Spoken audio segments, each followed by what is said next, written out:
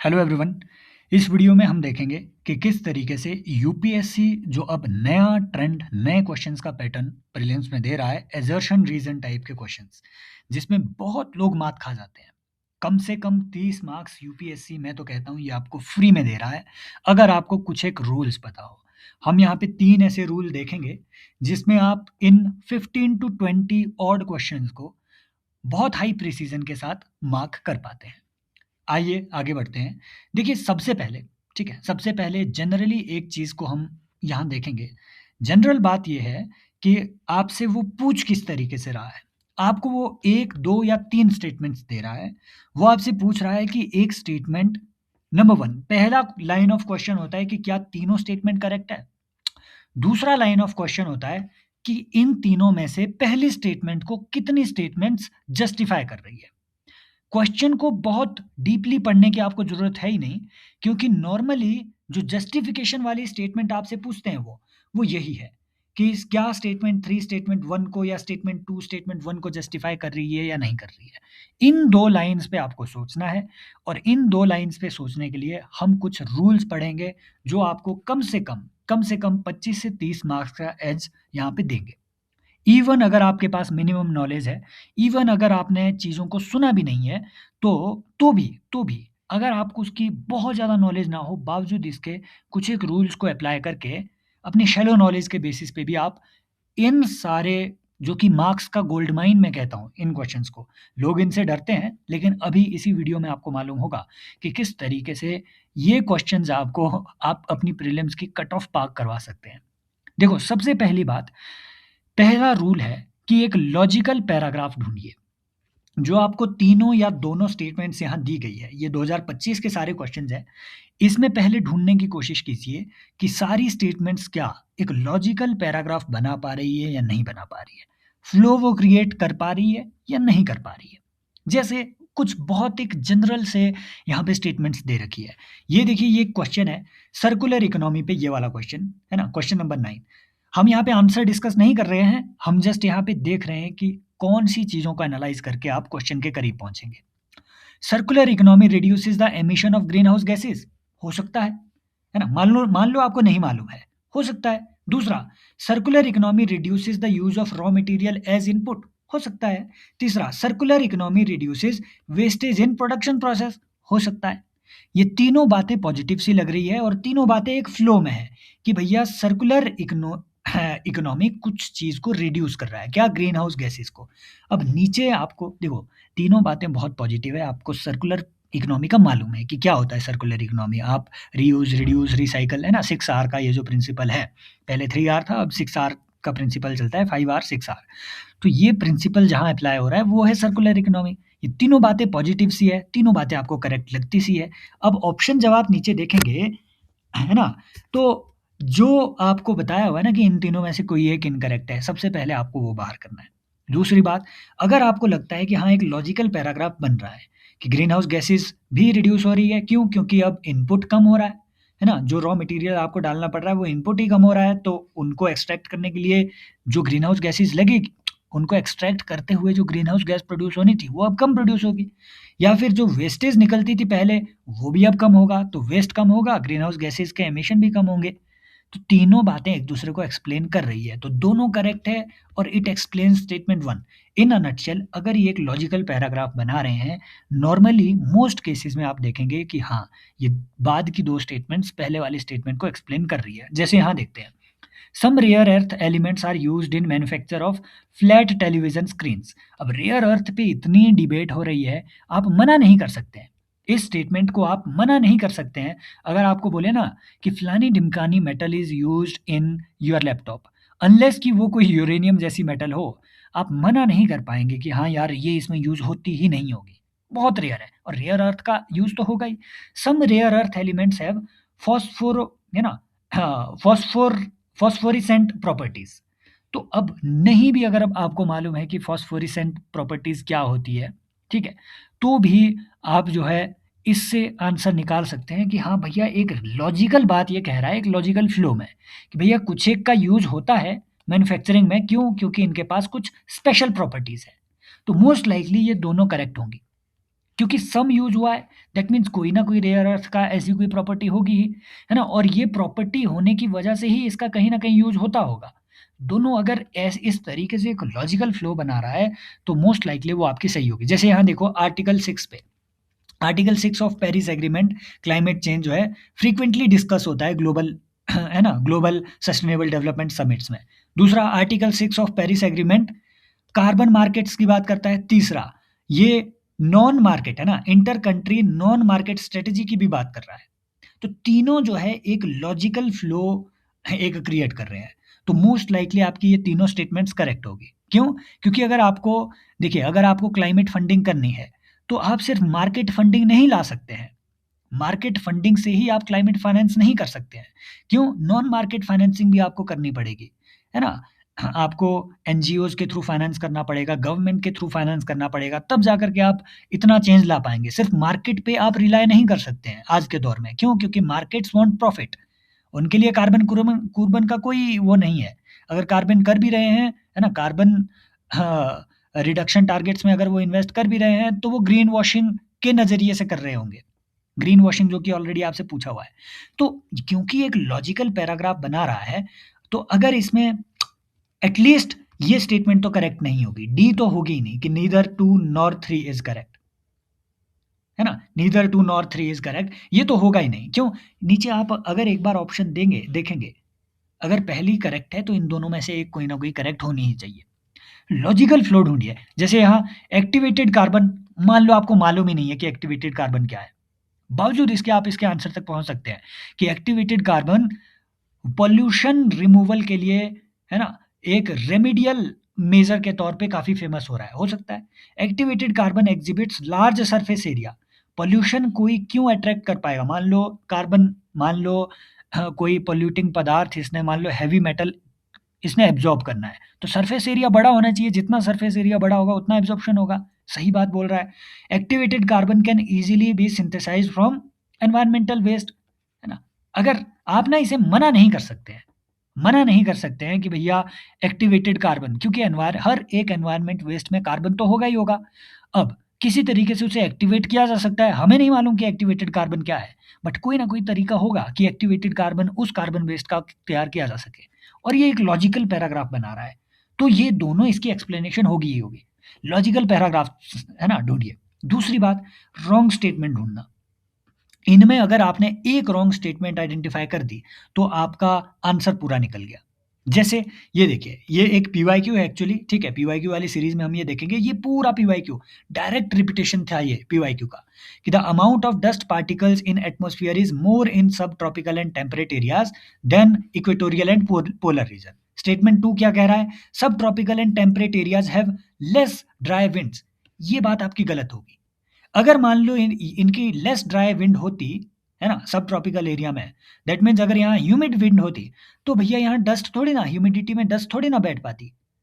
वो dust particle humid air को आसपास से एब्जॉर्ब करके बादल बना देते, बूंदे बना देते, और नीचे बरस जाते वो डस्ट डस्ट पार्टिकल। तो ये स्टेटमेंट गलत है। जैसे ही आपने ये स्टेटमेंट गलत, है ना, जैसे ही आपने ये स्टेटमेंट गलत स्टेटमेंट आइडेंटिफाई कर दी, ऊपर की दोनों एलिमिनेट हो गई। क्यों? क्योंकि स्टेटमेंट 2 करेक्ट है ही नहीं। आंसर आपका कहाँ से आएगा? यहाँ से, इन दोनों में से, कि statement 1 is correct, statement 2 is not correct. ये डायरेक्टली आपने बना दिया। एक स्टेटमेंट आइडेंटिफाई कर दो भाई, आंसर निकल जाएगा। ये 1, 1, 2, 1, 2 एंड 3 से भी ईज़ी है। एक स्टेटमेंट आपने रॉन्ग आइडेंटिफाई कर दी। जैसे यहाँ रॉन्ग स्टेटमेंट आइडेंटिफाई करो कि clay is not at all porous. अब ऑप्शन देख लो कि both statement and statement 2 are correct. नहीं भैया, क्ले ना, ऐसा हो ही नहीं सकता कि उसमें पोर ही ना हो। माइक्रोपोर्स आपको हर तरीके की चीज़ में मिलेंगे, है ना? मेटेलिक मिनरल्स में भी मिल जाते हैं माइक्रोपोर्स। क्ले ऐसी कौन-सी बड़ी तोप है? तो अगर ये क्ले पोरस नहीं होती, तो आप हांडियाँ कैसे बना पाते क्ले की? हटाओ इसे, वो जो क्ले, है ना, वो जो आप हांडी डेट में जाते हो, है ना? वो नई डेटिंग चल रही है ना, नई डेटिंग चल रही है निबो की, कि वो अब जाते हैं जहाँ पे हांडियाँ बनती हैं, है ना, कुम्हार के पास, वहाँ घड़ा बनाएँगे और फिर वीडियो बनाएँगे, है ना? दोनों का हाथ उसमें जा रहा होगा। तो वो वाली डेट आप कैसे कर रहे हैं?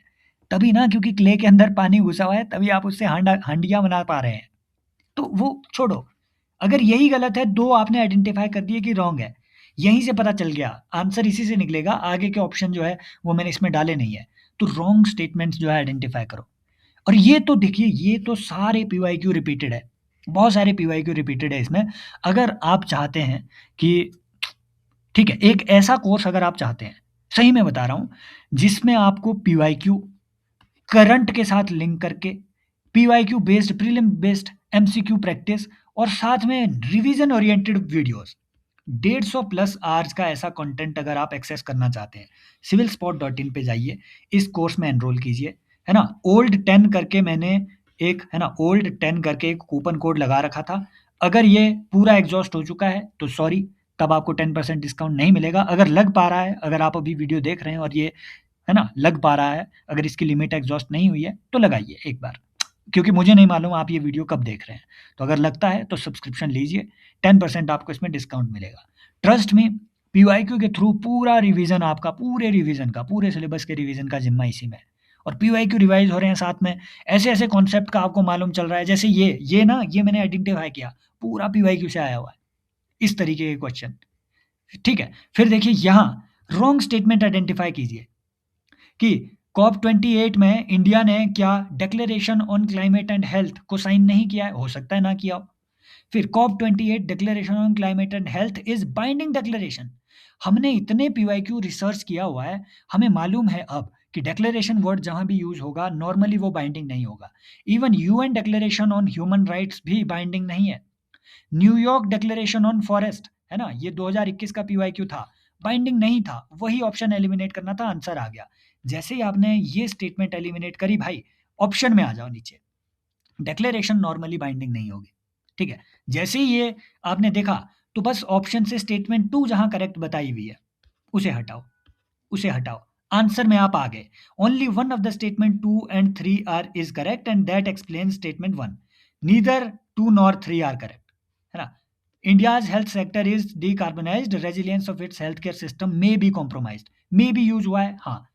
अगर आप डीकार्बोनाइज करेंगे टोटली हेल्थ सेक्टर को, तो भैया रेजिलियंस डीकार्बो, है ना, कॉम्प्रोमाइज हो सकती है। क्यों? क्योंकि बहुत ही ज़्यादा महंगा बन जाएगा हेल्थ हेल्थ केयर आपके लिए। आपको इलेक्ट्रिसिटी पूरा रिन्यूएबल एनर्जी से देना पड़ेगा, ये सब चीज़ें करना पड़ेगा, महँगा हो जाएगा सब चीज़ें।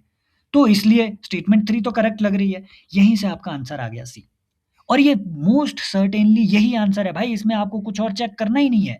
हलवा क्वेश्चन है ये, बस एक को आइडेंटिफाई कर लो, आपका आंसर निकल रहा है। जैसे यहाँ देख लो, साइंटिफिक स्टडीज सजेस्ट, ये देखो, ये हमने पीवाईक्यू रिसर्च प्रोग्राम में है ना, ये वाला क्वेश्चन, ये देख लो, ये जो चीज़ है ना अर्थ का, ये हमने यहाँ जब हम इंटीरियर ऑफ द अर्थ पढ़ रहे थे, इसमें मास्टर सेशन मैंने लिया था, तब हमने ये भी देखा था कि अर्थ जो है टिल्ट कर रही है भाई, है ना। और अर्थ का जो एक्सिस है वो भी, दोनों, मैग्नेटिक एक्सिस और जियोग्राफिक एक्सिस, आप मुझे बताएंगे कि जो जियोग्राफिकल एक्सिस है अर्थ का, है ना, जियोलॉजिकल एक्सिस, वो किस तरफ को टिल्ट हो रहा है, ईस्ट में या फिर वेस्ट में, किस तरफ को टिल्ट हो रहा है, ये आप मुझे कमेंट सेक्शन में बताएंगे।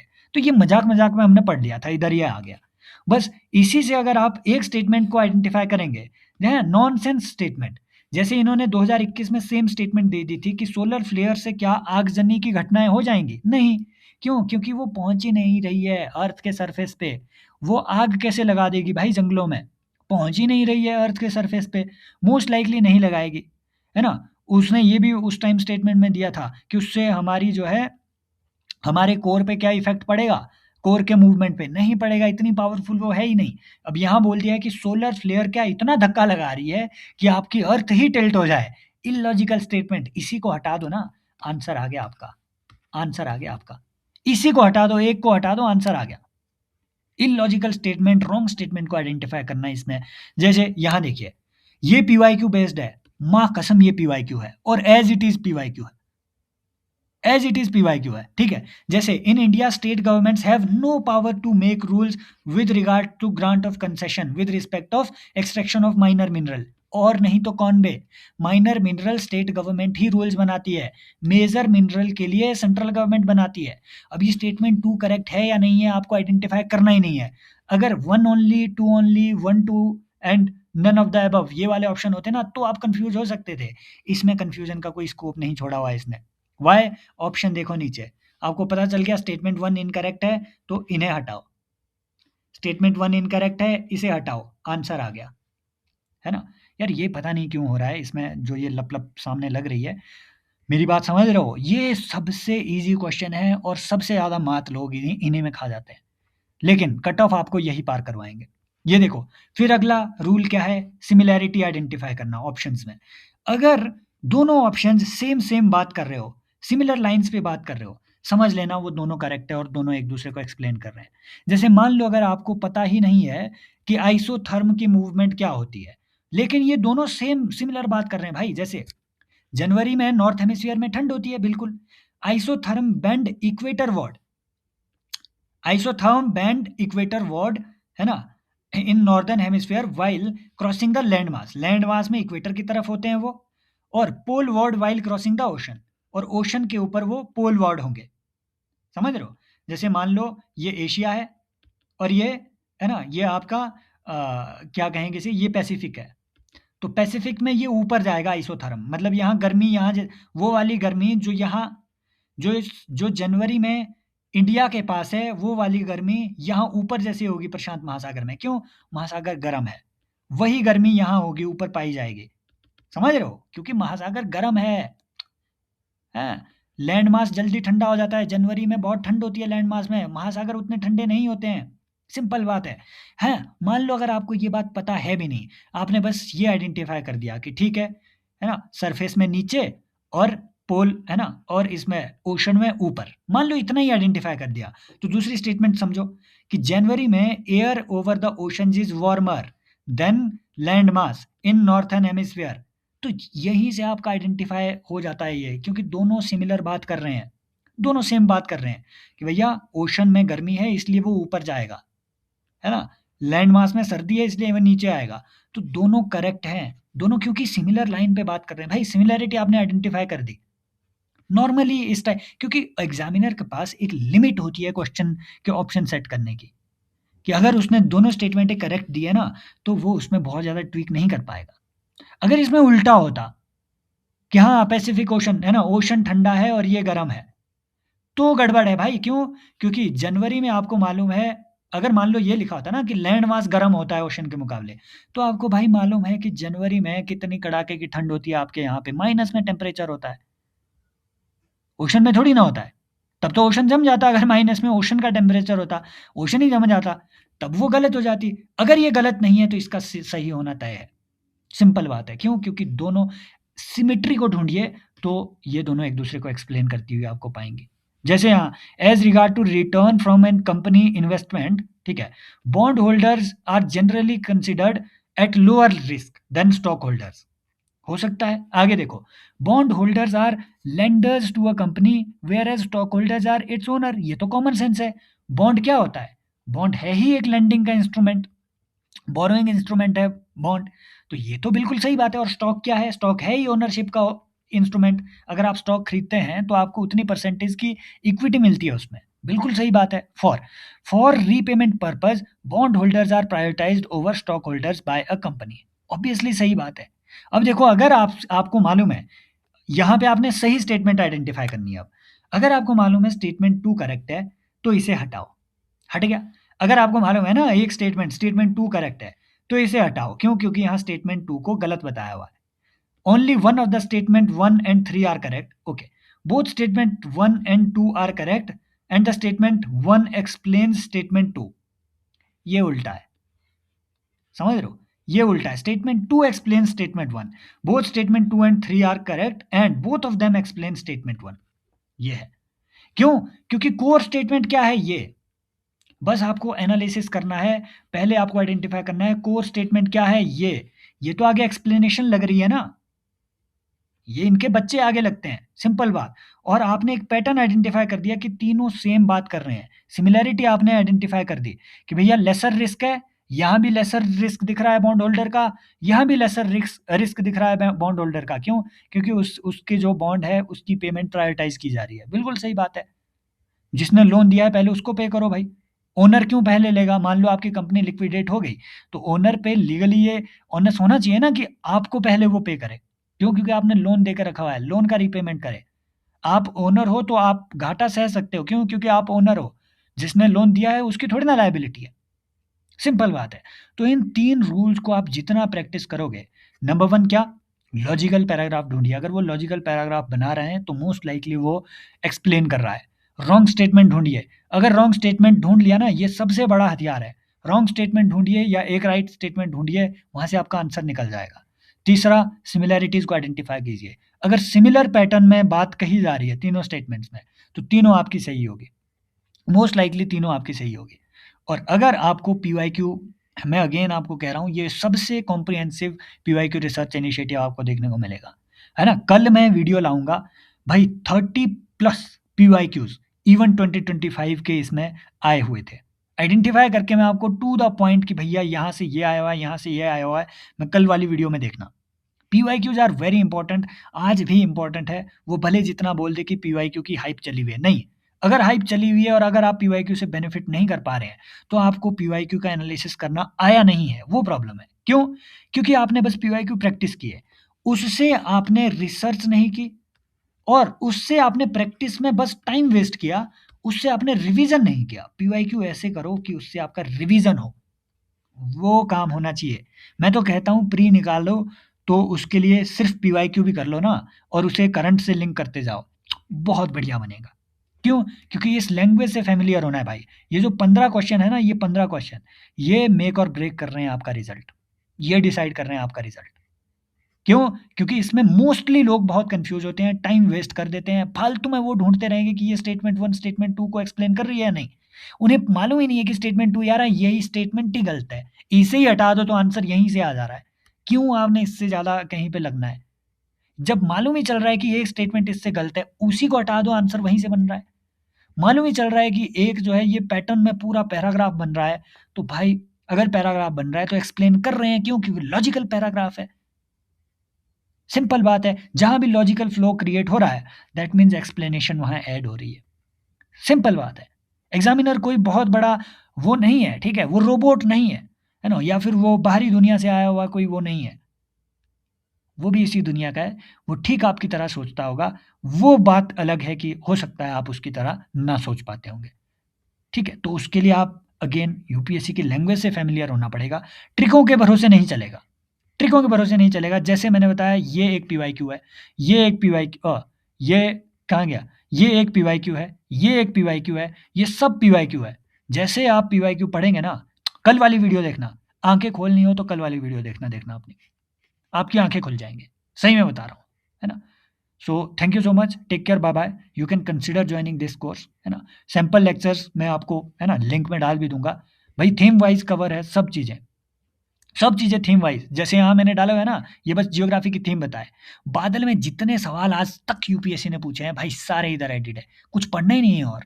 कहीं से बना लो, सवाल यहीं से बनेगा। एटमॉस्फेयर में जहाँ-जहाँ से वो बना सकता था, है ना? एनसीईआरटी को लिंक करके यहीं से बनेगा, और कहाँ से बनेगा वो? टेम्परेचर में यहीं से बनेगा, और कहाँ से बनेगा? टेम्परेचर इन्वर्जन यहीं से बनेगा, और कहाँ से बनाएगा वो? वोल्केनिज़्म यहीं से बनाएगा, अर्थक्वेक यहीं से बनाएगा, सॉइल टाइप्स यहीं से बनाएगा। ऐसे बहुत सारे लेक्चर्स हैं, थीम वाइज़ हर चीज़ इसमें कवर है। हाई प्रिसिज़न है ना? और प्रिसिज़न कंटेंट है। एज़ सून एज़ पॉसिबल आप इसमें एनरोल कर सकते हैं and you will never regret enrolling in this course. Thank you so much, take care, bye bye, as always love you all.